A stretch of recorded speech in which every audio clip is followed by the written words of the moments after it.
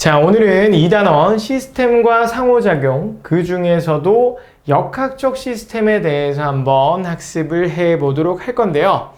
일단 지난 시간이랑 조금 달라진 게 있죠. 그게 뭐냐면, 자, 지난 시간까지는 이렇게 카메라 정면을 보면서 수업을 했었는데, 이게 상당히 부담스러운 관계로 오늘부터는 이렇게 수업을 들어줄 친구 4명을 좀 섭외를 했습니다.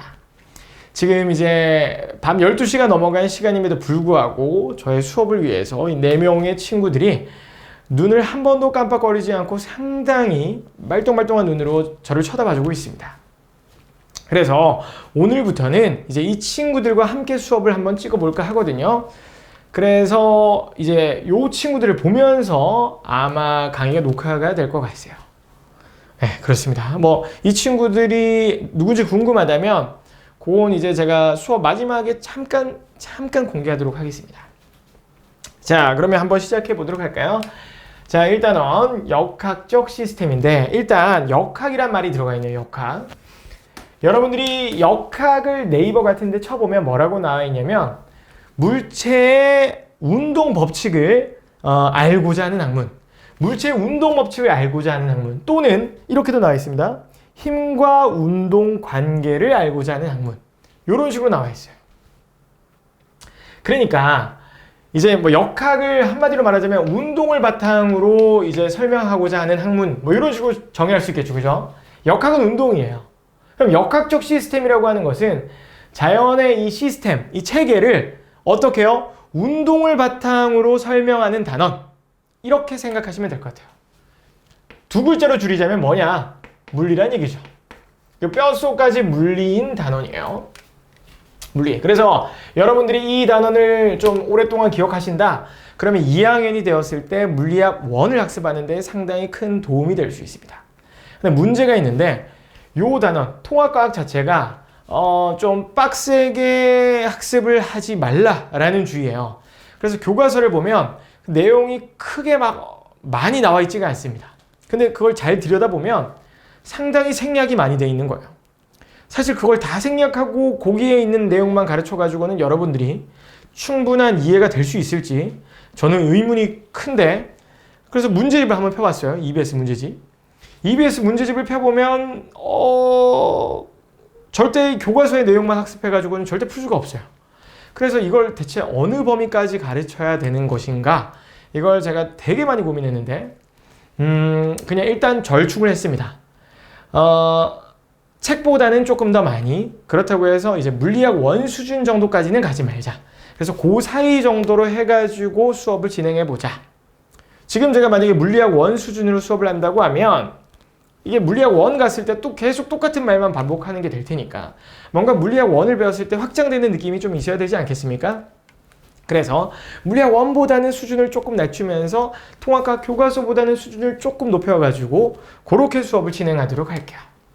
자, 역학적 시스템, 줄여서 물리 한번 알아보도록 하겠습니다. 근데 일단 들어가기 앞서서요, 이 단원을 학습하려면 여러분들이 알아줬으면 하는 배경 지식이 있어요. 또는 알고 있으면 좋을 만한 배경 지식들이 있어요. 그 배경 지식이 있어야지만 이 뒤에 내용들을 정리를 조금 할 수가 있거든요. 그래서 배경 지식을 조금 알아보고 또 확인해보는 시간을 가져보도록 하겠습니다.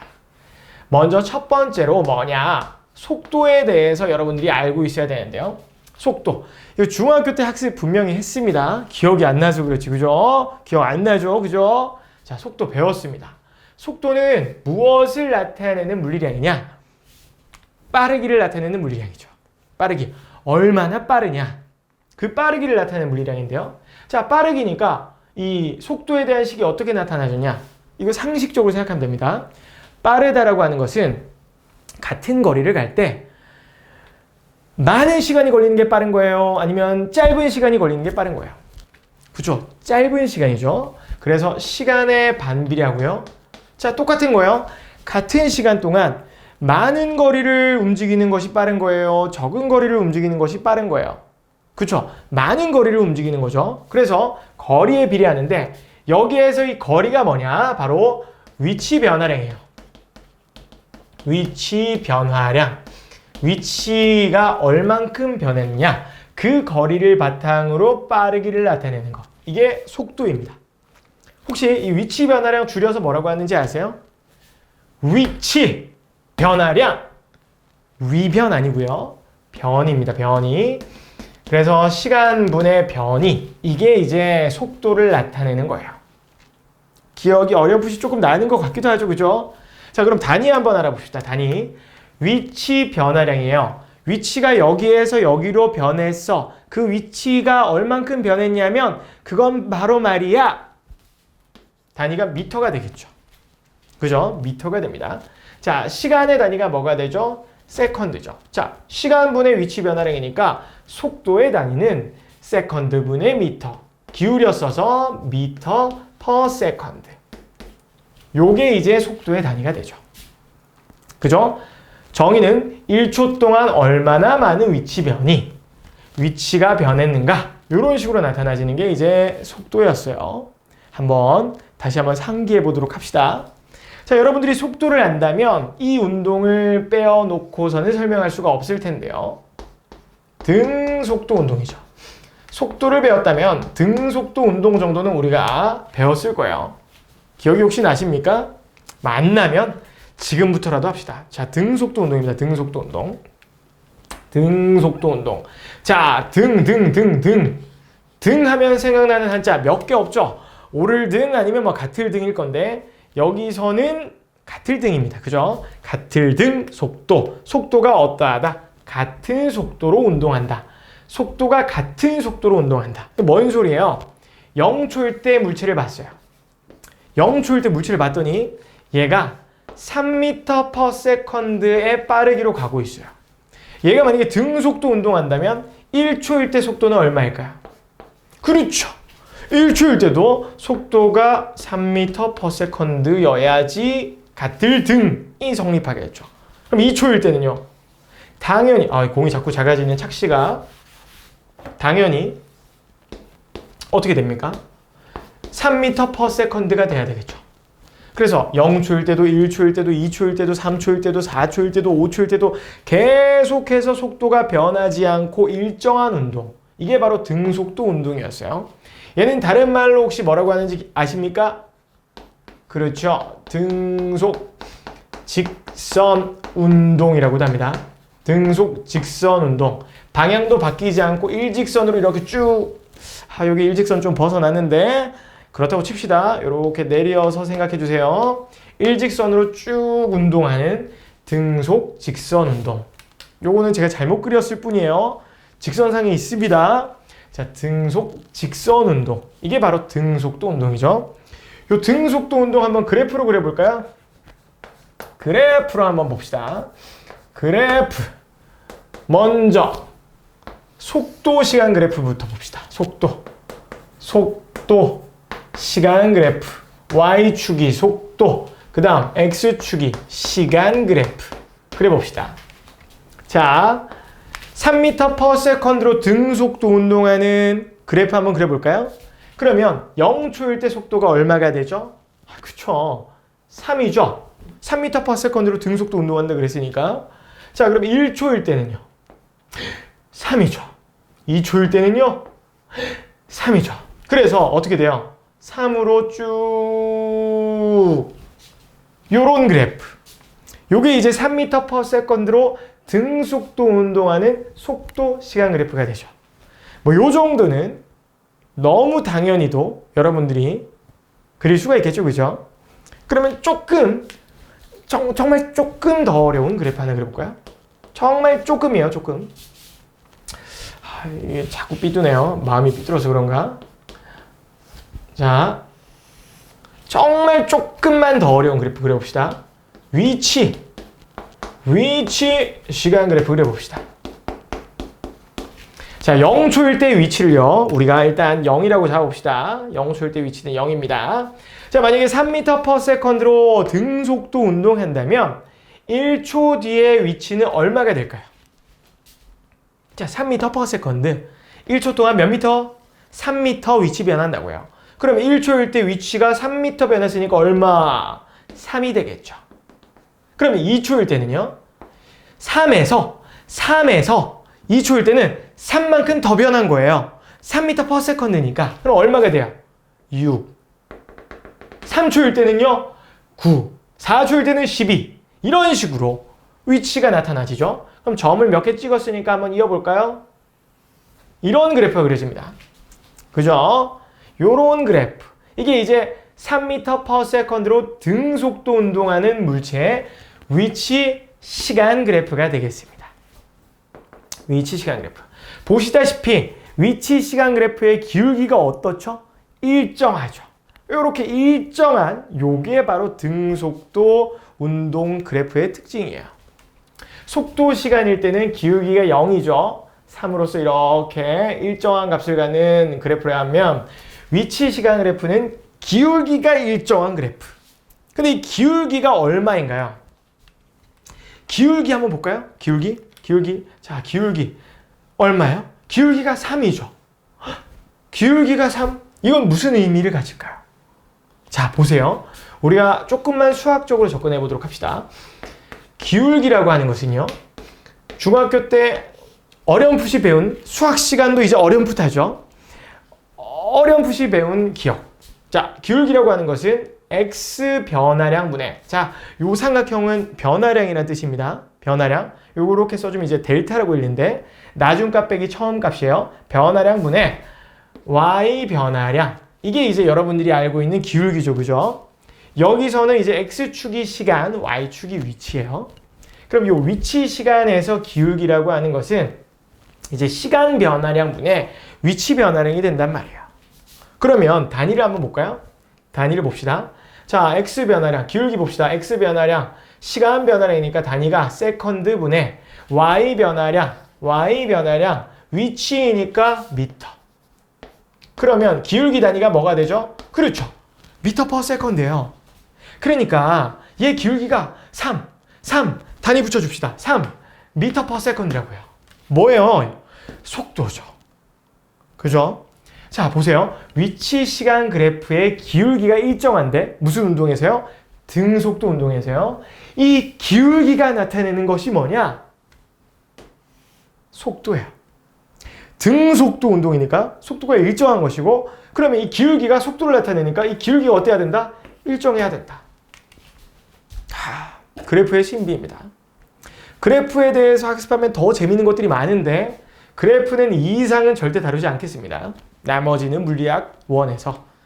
그러려고 물리학을 배우는 거니까요. 그죠? 자, 근데 어쨌건 신기한 거예요.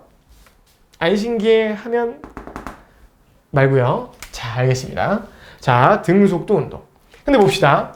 우리가 속도 그리고 등속도 운동까지 얘기를 해봤는데 속도가 항상 일정한 운동만이 이 세상에 존재합니까? 아니죠.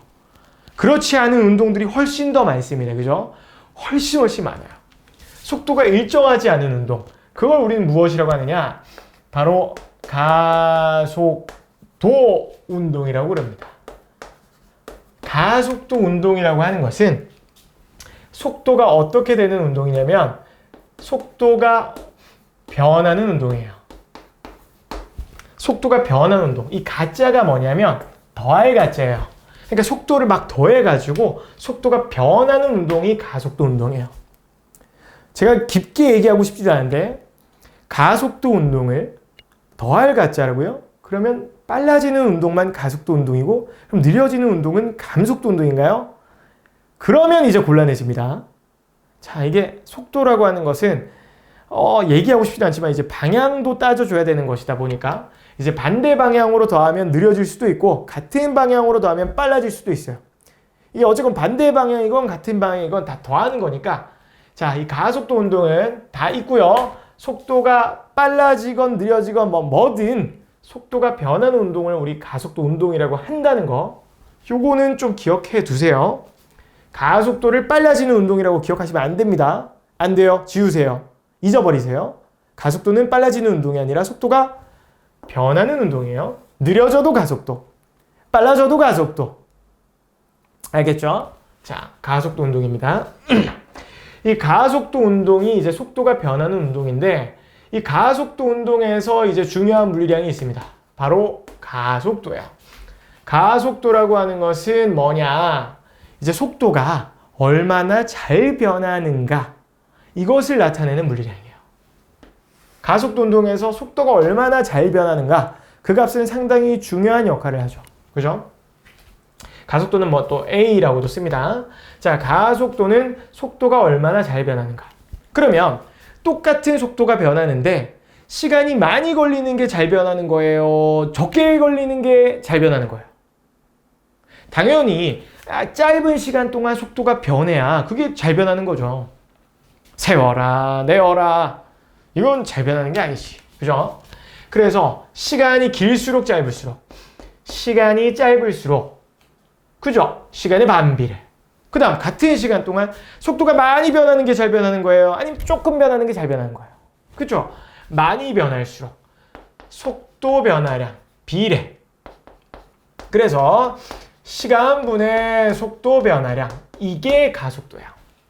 문자로 쓰면 가속도라고 하는 것은 시간분의 뭐의 변화? 속도 변화. 이렇게 나타나시고요. 단위는, 자 보세요.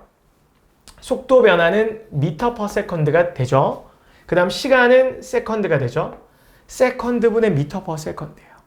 그러면 얘는 어떻게 되냐? 자, 1분의 세컨드분의 세컨드분의 미터니까 어떻게 되냐? 안에 꺾기를 곱해서 밖에 꺾기를 곱해서 뭐가 되냐? 미터 퍼 세컨드 제곱이 됩니다. 가속도의 단위는 미터 퍼 세컨드 제곱이에요. 근데 요거 착각하시면 안 됩니다. 요거를 그러면 선생님 가속도는 1제곱초당 몇 미터 이런 뜻인가요? 아니, 속도가 미터 퍼 세컨드인데 이건 1초당 몇 미터 이런 뜻이잖아요. 그러면 가속도는 1제곱초당 몇 미터 이런 뜻인가요? 곤란합니다. 어디서 나온 거야? 여기서 나왔잖아요. 여기서 나왔다고. 1초 동안 속도가 얼마나 변했냐, 요 뜻이지 이걸 1제곱초당 몇 미터, 곤란합니다.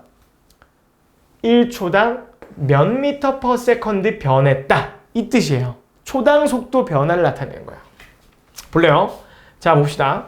예를 들어서 0초일 때 물체를 봤는데 얘가 2m per second로 가고 있습니다.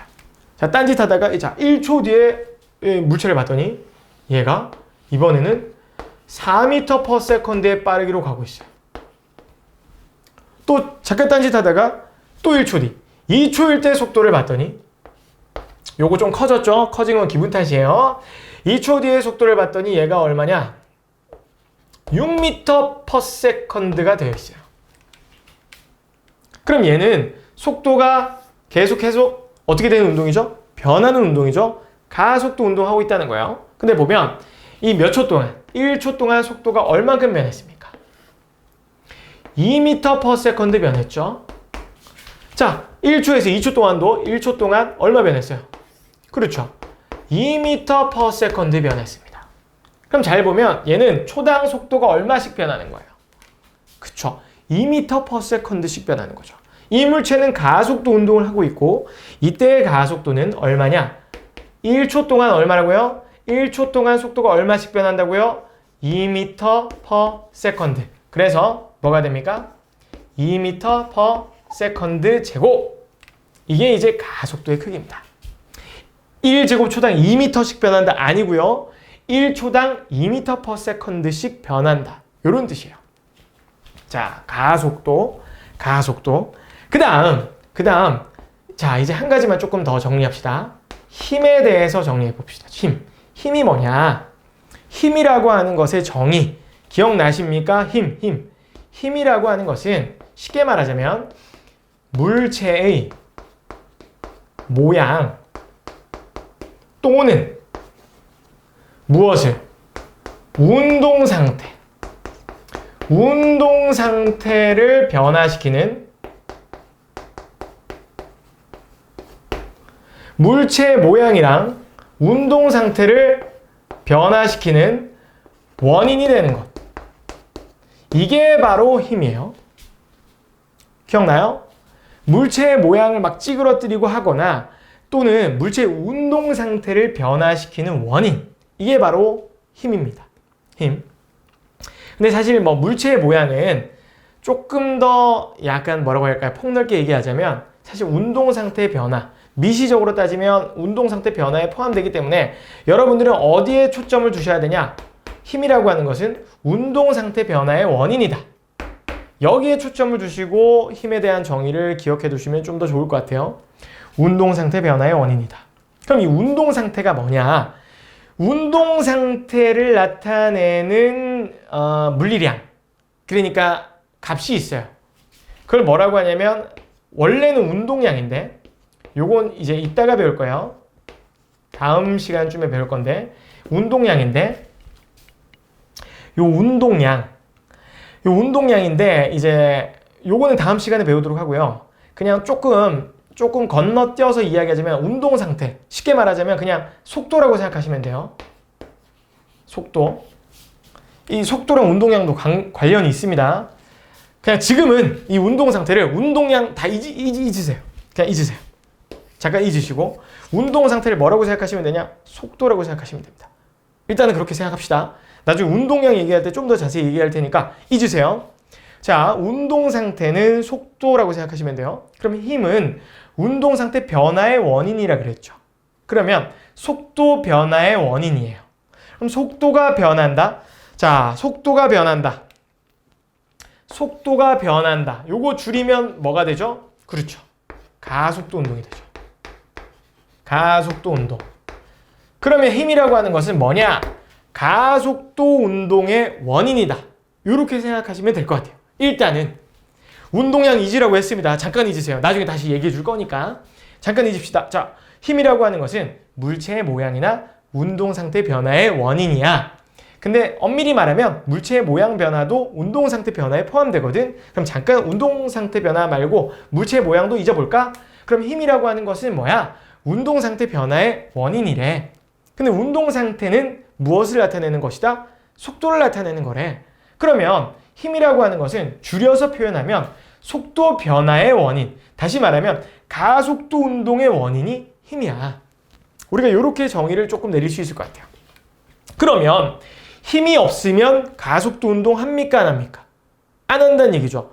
힘이 없으면, 자, 다시 힘은 가속도 운동의 원인이었잖아요. 힘은 가속도 운동의 원인이라고요. 그러면 힘이 없으면 가속도 운동을 안 해요. 가속도 운동을 안 한다는 건 속도가 변한다는 거, 안 변한다는 거. 안 변한다는 거? 그럼 무슨 운동한다는 거? 등속도 운동한다는 거. 그러면 힘이 있으면 무슨 운동한다는 거? 가속도 운동한다는 거. 이렇게 연결 지을 수 있겠죠? 그죠? 이게 연결돼야 됩니다. 지금 이 이야기를 하려고 이런 이야기를 쭉 진행한 거예요. 힘에 대해서 얘기하려고. 지금 칠판이 좁아가지고 지금 겨우겨우 얘기하고 있긴 한데 힘에 대해서 얘기하기 위해서 지금 이 얘기를 쫙 한 거예요. 자, 다시요. 힘이라고 하는 것은 물체 모양, 지우자. 아니, 운동 상태 변화의 원인이야. 운동 상태 변화의 원인. 운동 상태가 뭐야? 속도라고. 속도 변화의 원인이 힘이래. 속도 변화? 속도 변화? 가속도잖아. 그래, 가속도 운동의 원인이 뭐야? 힘이야. 그러면 힘이 없으면 가속도 운동 안 해. 그럼 무슨 운동? 등속도 운동해. 힘이 있으면 무슨 운동 한다고요? 가속도 운동해. 요거 조금 아시겠습니까? 그죠? 요게 힘이에요. 참고로 힘은 단위를 무엇을 쓰느냐? 자, 이렇게 쓰고 N이라고 쓰고 뭐라고 읽는다? 뉴턴이라고 읽습니다. 기억나시죠? 뉴턴. 그래서 이 역학적 시스템 들어가기 전에 이 배경 지식을 오늘 한번 잠깐 정리를 해봤는데요. 요 내용을 이제 지우고 이제 좀 본격적인 수업을 들어갈 건데 이야기를 하다 보니까 좀 수업 내용이 적지 않았던 것 같아서 여러분들 정리할 시간이 좀 필요할 것 같아요. 그래서 일단 오늘 수업은 여기까지만 진행하도록 하겠습니다. 생각보다 앞에 진도도 조금 빨리 나와가지고 괜히 길게 하면 여러분들 또 보는 시간 상당히 짧을 것 같은데 그 내용 더 나가지 않고요. 다음 시간, 다음 차시에 더 나가도록 하겠습니다. 역학적 시스템 본격적인 수업 다음 시간부터 진행해 보도록 하겠습니다. 감사합니다.